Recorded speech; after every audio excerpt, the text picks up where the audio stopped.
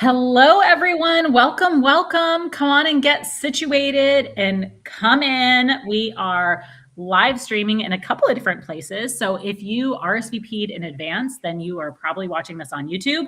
If you are just scoping around the internet today, because today it's Friday, you might be watching us on Facebook or on LinkedIn. However you come in, or maybe you're watching the recording because the recording will be available too. So however you made it in, welcome. We're so glad to have you. For those of you who don't know me, my name is Beth Santos. I'm founder and CEO of an international women's travel community called Wanderful. I am the author of a solo travel book called Wanderwoman, which is hiding behind me. And I love, as an author, the chance to be able to read other books that have come out into the world. I am intimately familiar with like the experience of getting these books. I want to say like birthing the books into the world because that's like how it felt for me, but but it is such a process. And so when new books come out, it's just such a great opportunity to celebrate them. And I am really, really excited to dig in with all of you and to celebrate a new book that's out into the world. It's Lindsey Danis's book called Out on the Road, The Radical Joy of Queer Travel. And we have Lindsey here to talk about it. Welcome, Lindsey. Thanks for being here. Yeah, thank you for having me. I'm super excited to chat. Oh, I can't wait to dig in. And for those of you who are watching live, go ahead and say hi in the chat anytime. One of my most favorite things to do is to ask you to put into the comments where you're tuning in from and what it looks like outside your window, because it's so fun when we start getting like, I am wherever I am. There was one time that we were actually on a team call and one of our team members was like, I'm in Turkey climbing under a fence right now. We're like, you never know where somebody is participating in a virtual meeting. You may be climbing under a fence right now. You may be sitting in your office. Who knows? So go ahead and be part of this. I know it's a live stream, but it can also be a conversation. So feel free to share feedback, questions, ideas, thoughts, your own experiences. We can share them in the chat. We can talk about them and really make this into a little bit more of a conversation. So, Lindsey, the book is out. When was it published? It came out the first week of May, so it's almost 2 months old. 2 months old. How does it feel to have a newborn baby book in the world? Gosh. I mean, it was just something I had been working on for so long, kind of by myself, right? And then widening the circle a little bit, sharing chapters with trusted readers and the manuscript with my editor, and then all of a sudden, like having something that anybody right at the bookstore. Shout out to my mom, she did. And she was like, that's my daughter. I'm dying, Mom. But, it just felt different. You know what? I feel like you need those superheroes though. Like having a mom who can be the one who like walks into that Barnes and Noble and is like, by the way, this is my kid. Come here. We're going to sign the book. Like I make my husband do that sometimes because I don't want to be that person being like, hello, this is my book. May I sign for you? Yeah, no, that is challenging. Yeah. But yeah, cheers for those boosters. So tell us a little bit more about the book itself. Like what's inside, what can you expect? And let's start there. What is it? It's part memoir, it's tips, it's a little bit of everything. I know, it's a bit of a hybrid to describe. So I say that it's an affirming and joyful guide to queer travel. And then I always end up kind of explaining to people, like, it isn't a guidebook. You're not going to find like lists of the best places to go inside. It's going to tell you everything that the guidebooks don't cover. So like it goes from, things like personal safety to paying for travel and the realities of that, given the economic disparities that queer people face. And it talks about, coming out and gender identity and how that impacts travel and moves, and builds toward all of the transformation of travel and the fun and pleasure of travel and joy for this audience that really hasn't been given that. And I know that's a topic that you feel passionate about and you speak about in your book as well. I'm giving people a little visual as you talk because I just want to look, even though I can't hold up the book cover, I'm just going to like present it like this to show you all. But I love that. And you're right. I think it's funny, this new genre of book that's like Not quite a memoir, but also not a guidebook, like you said. Like it's not like here's the, here's my packing list or like here's, the top places to go. And but you're really talking about something that's a little bit more evergreen. Why did you decide to do that? Why not do like a guidebook? Oh, I just think, well, A, some of those exist. So Hmm. like Lonely Planet, Rough Guides, all those traditional guidebook houses have kind of put out LGBT travel books, curating the best and safest places to go around the world. Or I know for Rough Guides, they have one for Europe. And I just feel like as much as like I'm old fashioned, I turn to guidebooks every time I travel. Like I don't use social media to plan travel at all. Wait, you use guidebooks every time you travel? Yeah, heck yeah. Like paper ones? I get them out of my library. Um, Oh my, so I go by what they have an ebook format. I love that. Good for you. You know what though? It's funny. Like I'm like giving you such a hard time, but actually, I'm like about to leave for a trip this afternoon, and my first thought was like, I actually want a guidebook. Like this is a whole other conversation, but it's like I feel like Mhm. guidebooks are having a renaissance for their purpose, which is different, but like there's a very specific purpose. And I'm like, I don't want to look online anymore. I just want to have like a book, even if it's an e. Yeah. I Um, think that like, and we could talk about this all day and we won't, but just one comment. I think that everything going on with Google and the AI overviews and everything has really disrupted our sense of trust. And yeah, when information is coming to us that we find online, we're like newly critical of it. Like, well, whose perspective is this? And like, what experience do they have? And, yeah. there's time and place for everything. Like, there's a time and place for me to read an update from a blogger who's been somewhere once about the tour that they want and why they loved it. Hmm. Because sometimes I want like that first person perspective of like, this is the best tour to do in this region and like, here's what to expect. And sometimes I just want something more authoritative. Yeah. No, I think that's fair. I think that's fair.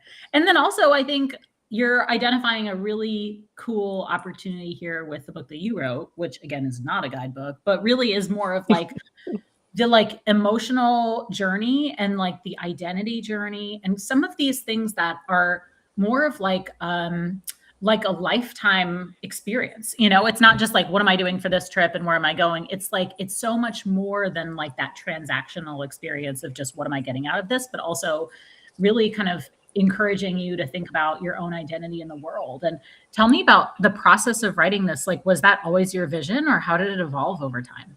Oh gosh, it evolved over time.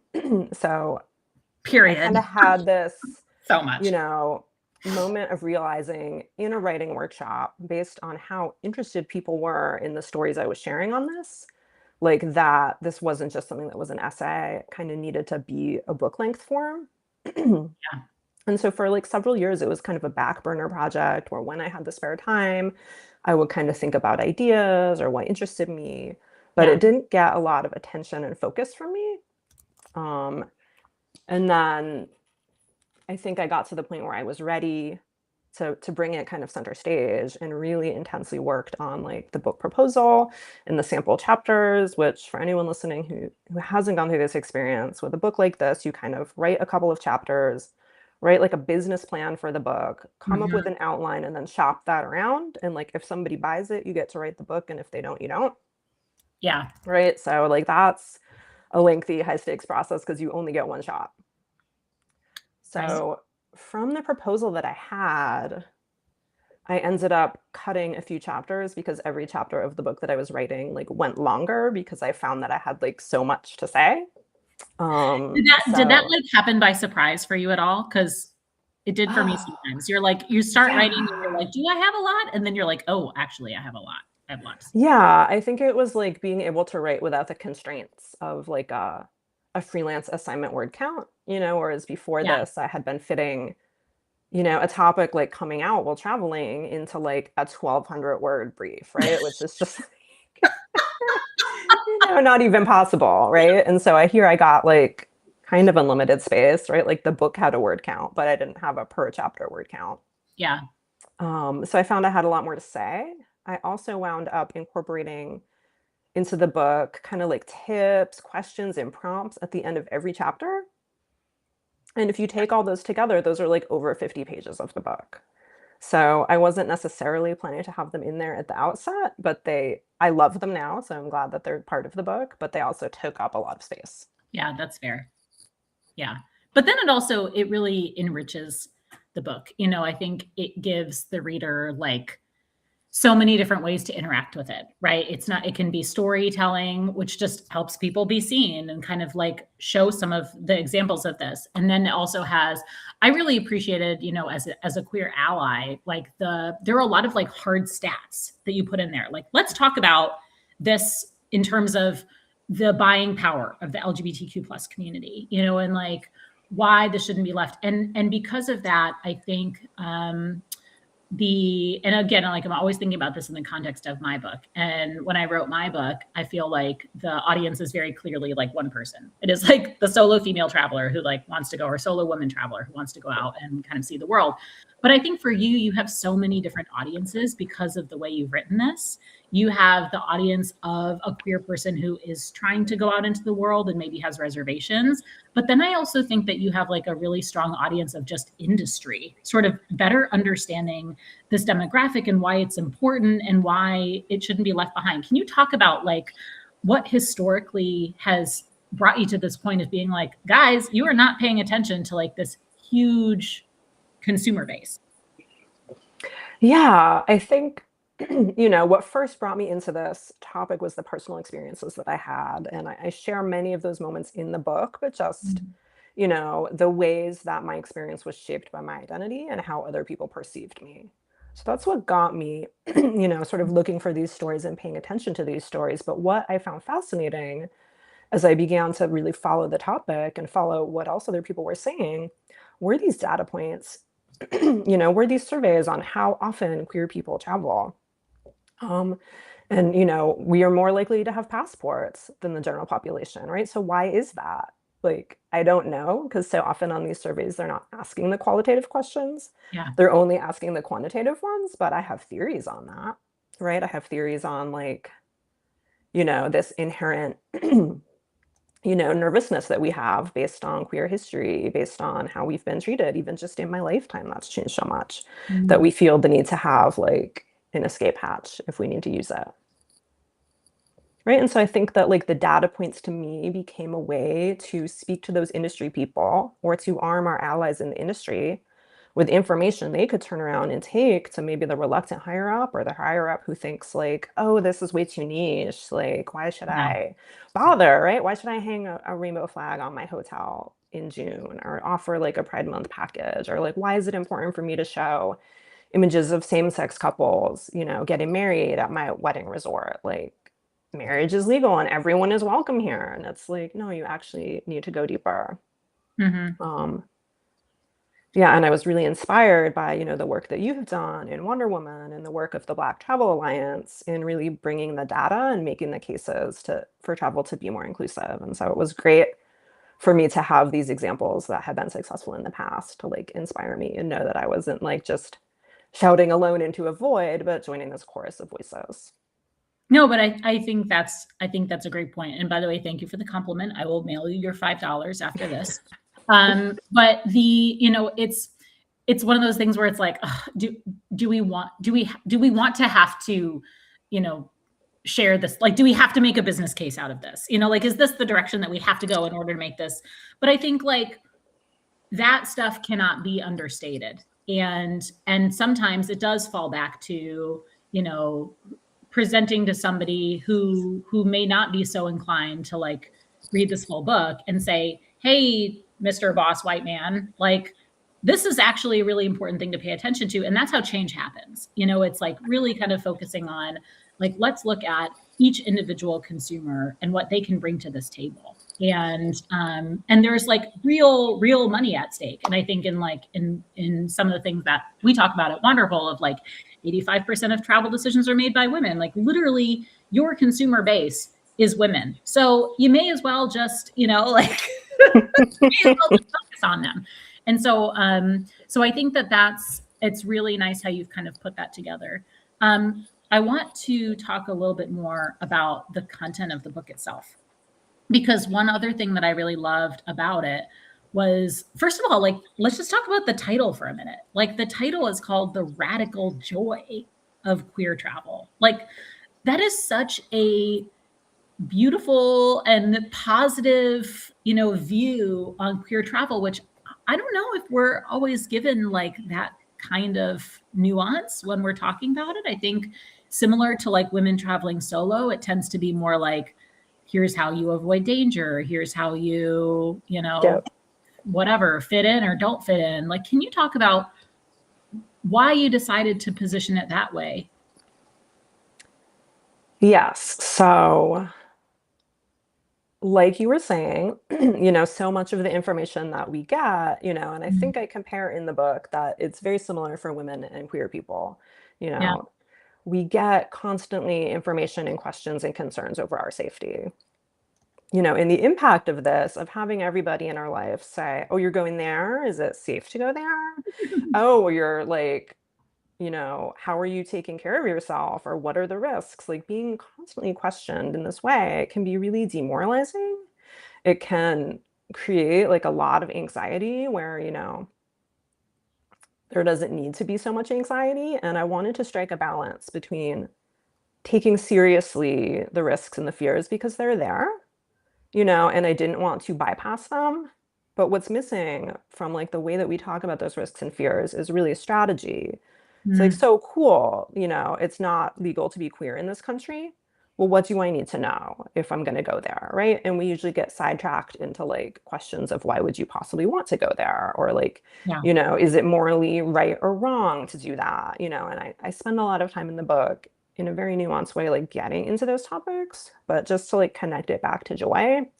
I wanted to arm people with like the information and tools they need to sort of understand and evaluate risks based on their identity because it's different. It's different if you're traveling around as part of a couple versus solo versus if you're transgender or non-binary. All of those are different experiences, and yet the concerns are similar and overlapping. Mm. I And think so I really wanted to kind of cover that groundwork and give people like, I'm sorry, I'm talking a lot. I just feel no, so I love passionate this. about I'm it. like, I'm gonna Yeah. shut up. I'm just gonna Give let you people do your like the thing. tools that they need to sort of build that confidence, build those travel skills for people who maybe, right, like the economic barriers are real and the anxiety and fears are real. And so recognizing that, not all queer people come to travel feeling like they have a place there, feeling like they can be there, feeling like they can even be themselves, Yeah. right? And so building and moving toward, travel is pleasure. It's fun. We build memories with people that we love when we travel with them. Like, and we can do it in ways that positively transform us, uplift us, like bring us joy. And so building through, like the narrative arc of the book was moving through the tough stuff, Mm. through the concerns toward that place of joy. I think it's like a very holistic way of looking at it too, which is just, yeah, all of these things can exist in this universe, like the dangers and the harm and the safety and the joy and the freedom and like many contradictions. And that's just what it is to be a human, is to Yeah, live in contradictions. And I that's think life in the same 5 minutes to feel like afraid and then resilient or like afraid and then empowered. right. No, absolutely. Well, and I think it changes, I think it is so easy to fall, kind of putting my Wonder Woman hat on again. Like it's so easy to fall into these generalizations, even about travel, like, oh, and I've complained so much about like top 10 safest places for women to travel alone type lists, for example, because for many, many reasons. But like if we take like one of those reasons, it is that your experience in a place is never the same twice. Your experience changes based on many things. It changes on the environment, it changes on the political situation, it changes on the neighborhood that you're in. It also changes on you and like how you feel and how experienced you are and maybe how much you've planned for this or not planned for this and what you look like and what you look like that day, and like so many different things. And so it becomes this gross generalization just to be like, this place is safe, this place is unsafe. And I think even more so when you are managing multiple intersections that then may be affecting your experience in many nuanced ways at once. And it's like extremely hard to just kind of put that into a top 10 list, you know? Yeah. Yeah.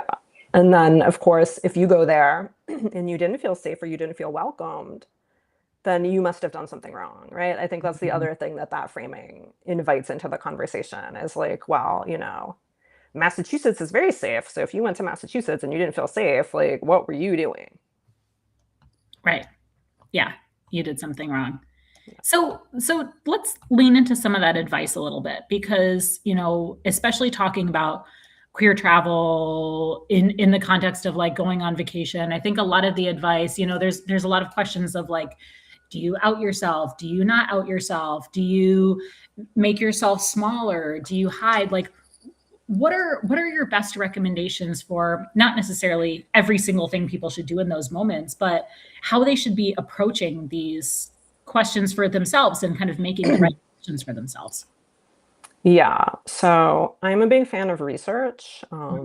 And I like to look at the laws in every place that I'm going and then just understand like based on what I'm finding and also say like social attitudes, right? Because like the laws are one thing and a place may be more welcoming than its laws suggest or less welcoming than its laws suggest, right? But kind of doing my due diligence to understand like, when I land in this place or when I get out of my car at the rest stop, like what environment am I walking into? And that's just like being prepared, right? And then so based on what I learn, and I have exercises in Out on the Road on this, Mm. thinking about, well, what situations am I likely to encounter, right? And if I'm in, let's say, a very like gender typical society, right? Whether that's here in the US or overseas, like I often get misgendered, right? And so that's something that I know from experience is probably going to happen to me, Yeah. right? And so what are the situations where I might be misgendered?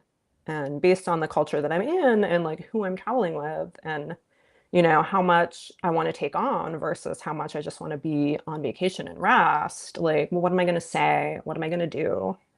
When am I going to let things go? And when am I going to advocate for myself? Right. And these questions are in the book because like the answers are so context dependent, Yeah.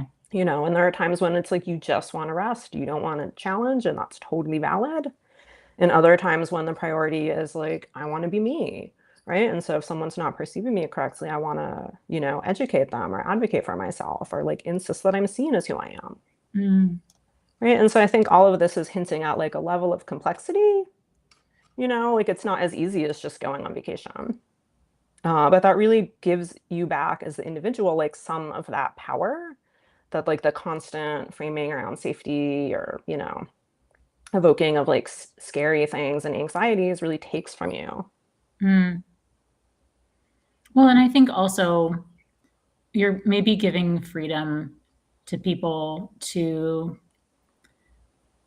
make their own choice in the moment that's right for them, and to kind of not. I appreciate how you're really kind of exploring these topics, not by saying like, this is what you should do. You should always self advocate or like, you should always, whatever, out yourself and be who you are. You should like always hide, or whatever. Like, I think really giving people like a deeper understanding of how these things do change in the moment and with time. And you might just be having like a crappy day that day and you just don't want to have to put yourself out there. And like those are all perfectly adequate things to do. It is your choice, like how you're going to handle those things. And I think like having questions to kind of work through so that you're at least going in with awareness of what could happen. So maybe you've mentally prepared yourself for like, okay, this ultimately is my choice, but maybe here's some things that I'm going to think about as I do it, and that's going to kind of help me make that decision and give myself grace. Yeah. And I think when you kind of give yourself the time to think through this in advance, anything that feels really fearful or scary becomes much more manageable because you've thought about it. You've thought about, well, like, if these things come up, here's what I'm going to do. Here's what I'm not going to do, right? Like, and so you're not just like walking around the whole time in fear. Like, oh And no. there's Yeah. also like in the book, there's so many personal stories. And so, even just around coming out, there are stories shared around people who, you know, pretended to be friends with their partner and traveled kind of Yeah. incognito and where they were traveling and why that felt like the right decision for them and how they did that, as well as stories from people who came out, right? And who felt like no, I'm going to be me, or like, I'm going to try to explain in this situation, like who I am and what my identity is, right? So like there are lots of stories I think that readers can relate to and understand, not just the theoretical, like, constraints that we're talking about, but like, oh, these are actual people having these experiences. And this one really stuck out to me, and like take from that what they will. Yeah. I still remember one of my favorite stories that I wrote about in my book was a friend of mine who I think is watching this, who like came was talking about how when she and her wife would travel together, they were always just like, whatever, we're friends, like cool, we'll just kind of let it be like that. And then when she started traveling with their children, she realized Hmm. how things changed for her, as like she never wanted her children to sort of like, you know, kind of internalize like, oh, that we're ashamed, or oh, so like she would then start much more outwardly correcting people, because she was like, I want my kids to be proud of this and I don't want them to feel like I'm hiding something. And I thought that was like a really good example of two like perfectly adequate choices, but maybe presented a different context. It became like very clear to her, like, no, I want to make sure my kids feel like they belong in this world, just like we belong in this world. And so I thought that was cool. Tell me like your favorite travel story from your book. What was like the one that you loved writing the most? Oh man, there were so many good ones. I think one of my favorite chapters to write was the digital nomads chapter, Hmm. because that chapter starts with like an anecdote of me at like the last, you know, real job I ever had, where I like had to show up in an office and work for somebody else, being like so bored and just like turning to travel blogs as a way to escape, and like reading my favorite blogs and dreaming of like a different kind of life than I had. And so for that chapter, I got to interview people who were living that life, and I had this really fun interview with this woman who like was one of those late to life lesbians, figured out, after she was married, when her kid was going off to college, that she was queer. And so like got a divorce, totally changed her life, left her job, took money out of her retirement account, and just gave herself like this really beautiful sabbatical to like get to know her identity, to travel and see the world. And, before that point, she'd only ever been to like all inclusive resorts. So she really Mm. had to like figure out, how to travel alone, how to meet other people in the queer community, all this stuff for the first time. And like, she was really open with me about what that changed in her life and what that opened up for her. And I think that there were so many beautiful lessons in that story, that anyone can relate to, around like her feeling freedom and permission that she had never felt before. That, even though she's back and she has a job again in traditional life, she's not nomadic right now, but she still carries that freedom around. I love that. I think it's such a good example too of how travel is such a two-way street, and it's like, I don't think we talk about that enough. How, yes, you go and explore and experience a place, but that place also experiences you and has an impact on you. And I think like sometimes it's like the more you can give to it, the more you can get from it, right? These can be really incredible self-growth moments. And so I can only imagine like what it must have felt for her to be in this context of like feeling like she was fully in tune with herself, Mhm. and what that kind of experience would have done for her. And maybe even how people would have been like interacted with her differently than, because she felt like she was more comfortable just kind of like being that whole self. Right. And as someone who's very femme presenting, like she found herself in the position of often having to come out because people would just presume if she walked in the gay bar that she didn't belong there, Oh, right? And so like having that experience, of having it out herself, or, affirm that she belonged in that part of the community, like constantly. what do you hope that people will take away from this book? Oh my gosh, I hope people will feel empowered. I hope people will feel excited, and I hope people will like understand that travel is about so much more than fear when you're LGBTQ plus, and that you don't have to be afraid of the world. And that doesn't mean, like as we've been discussing, striding through the world, with a rainbow flag on your backpack, coming out to everyone you meet. You can do it in a manner that feels comfortable to yourself. And that can also change over time. I love that. I think that's beautiful. By the way, everyone, if you haven't gotten a copy of this book yet, you absolutely need to. It is such a great read. I think I devoured it in like 2 days. I just chugged through it, like so many good stories, good advice, and some very, very compelling stats. And I just put the QR code on the screen. So check it out, buy a copy, make sure your local library has a copy. This is like a fun hack, by the way, everyone. If you don't feel like you can buy a book for yourself, if you call, or a lot of times it's an app now, your local library and request it, they often look for what people are asking for. So they will buy what their clientele is asking for. So you can just call up your local library and be like, can you please get a copy of Out on the Road? I would like to read it. And then you're basically buying a book without having to pay for it. And you're getting access to other people too. So definitely do that. What's next for you, Lindsey? Travels, another book? I mean, I hope another book. I am giving myself a break and I'm going on vacation. Love. Yes. I think that sounds like the exact right way to celebrate a book launch. And I hope that you're like, yeah. Yes.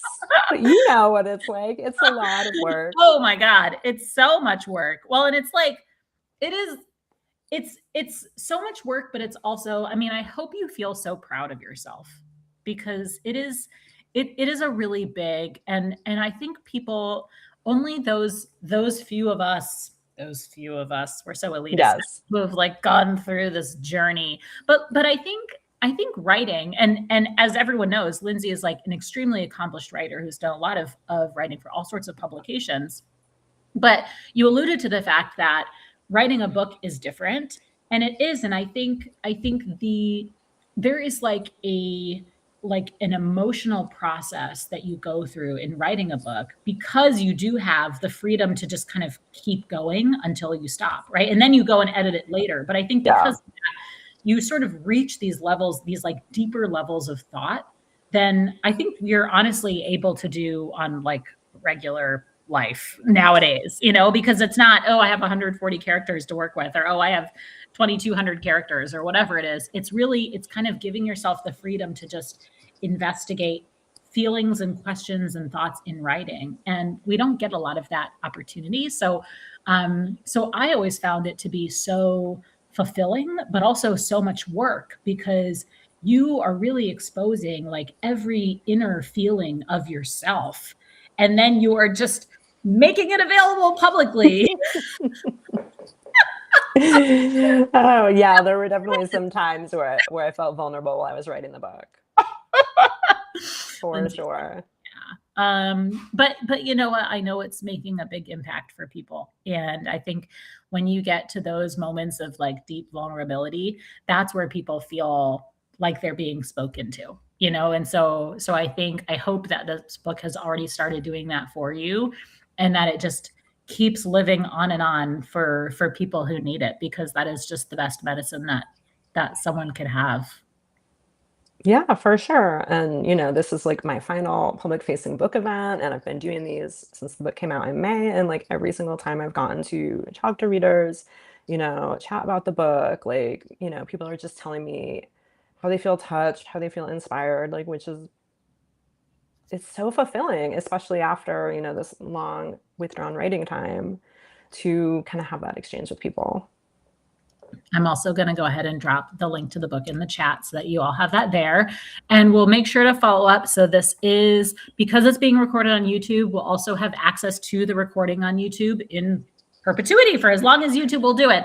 So we'll be able to share that there. And any other questions or comments, you can always drop a comment in there and we can help get back to you. But Lindsey, thank you so much for being here today. I really appreciate you taking the time, especially during Pride Month, which is probably a very busy month. Oh my God, I know, very busy. Wonderful. Well, thank you so much. You're so welcome. Best of luck. Have an amazing vacation. And everyone else, thanks for being here today. We appreciate you coming along. Thank you. Bye for now. Bye.